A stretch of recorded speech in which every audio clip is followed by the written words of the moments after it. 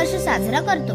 शाळेत लहानपणी झेंडावंदन, गाणी, नाच, नाटक, मोठे झाल्यावर सोशल मीडियावर फोटो, स्टेटस, जय हिंद लिहिलं की झालं. पण कधी विचार केला आहे का, हा दिवस पण फक्त सुट्टीसाठी आहे का, किंवा देशभक्तीचा फोटो टाकण्यासाठी? तसेच 15 ऑगस्ट 1947 आपल्या पूर्वजांनी बलिदान देऊन स्वातंत्र्य दिलं. आता 78 वर्षांनी आपण काय विचारायचं काम झालं की झालं, बाकी मला काही देणं घेणं नाही.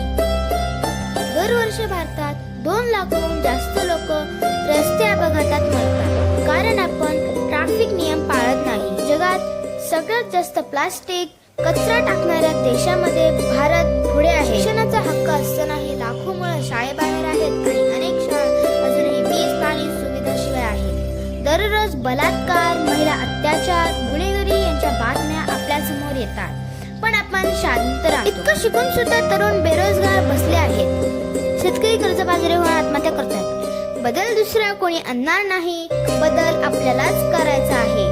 15 ऑगस्ट फक्त झेंडावंदनचा दिवस नसून तो आपल्याला आठवण करून देतो, तू देशासाठी काय करतोस.